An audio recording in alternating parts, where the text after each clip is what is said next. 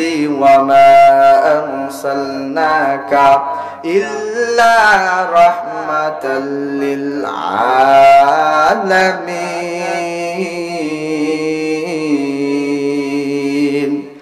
আল্লাহ রাব্বুল আলামিন বলেন, আমি নবীকে প্রেরণ করেছি এত রহমত, সমস্ত পৃথিবীর জন্য রহমত।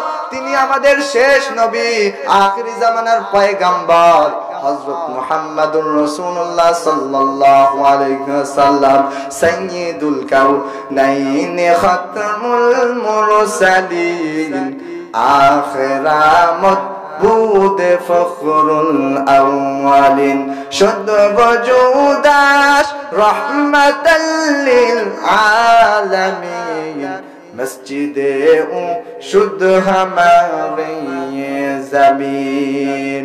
আল্লাহ রাব্বুল আলামিন আমাদের নবীকে এত রহমত হিসেবে প্রেরণ করেছেন। মক্কা থেকে যখন রাসূলুল্লাহ সাল্লাল্লাহু আলাইহি ওয়াসাল্লাম বাইর হয়, তখন মক্কার রাস্তার যত গাছ থাকতো রাসূলুল্লাহ সাল্লাল্লাহু আলাইহি ওয়াসাল্লামকে সালাম দিতেন।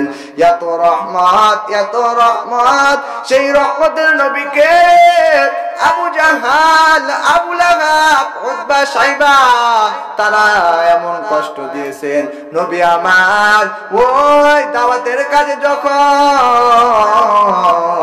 ওই মক্কার কাফিরদের কাছে যাইতেন, মক্কার কাফিরেরা এত মারণ মেরেছে, পাথর মাথায় মেরেছে, মাথা রক্তাক্ত হয়ে গেছে। ও মুসলমানি বান্দার, এত মায়ের নবী, তিনাকে এত কষ্ট দেওয়া হয়েছে, তিনাকে এমন পাথর মেরেছে, সমস্ত পা সহ রক্তে রঞ্জিত হয়ে গেছে। তারপরে রাসূলুল্লাহ সাল্লাল্লাহু আলাইহি ওয়াসাল্লাম তাদের উপর বদদোয়া করেন নাই।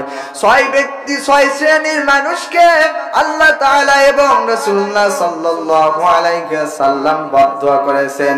ও মুসলমানি বান্দা, ওই 6 শ্রেণীর ব্যক্তি যার মধ্যে এই গুণগুলো থাকবে, আল্লাহর রাসূল এবং আল্লাহ তাআলা তিনাকে বদদোয়া করেছেন। এক নাম্বার, যারা কোরআনের অপব্যাখ্যা করে, কোরআনকে তারা কিভাবে চালাবে সেটা না চালায়া উল্টা দিকে কোরআন চালায়।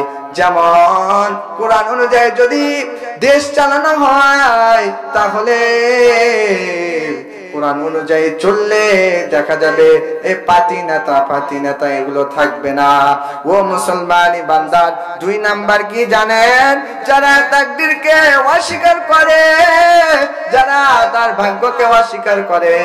দেখেন, একটা ব্যক্তির যদি সন্তান না হয়, ওই ব্যক্তি মৌস্তাদ ওগুলোর দিকে দৌড়ায়, বলে বাবা আমাকে একটা সন্তান দেন। ওই বাবার কাছে চায় কোনো লাভ নাই, একমাত্র আল্লাহ তাআলার কাছে চাইতে হবে।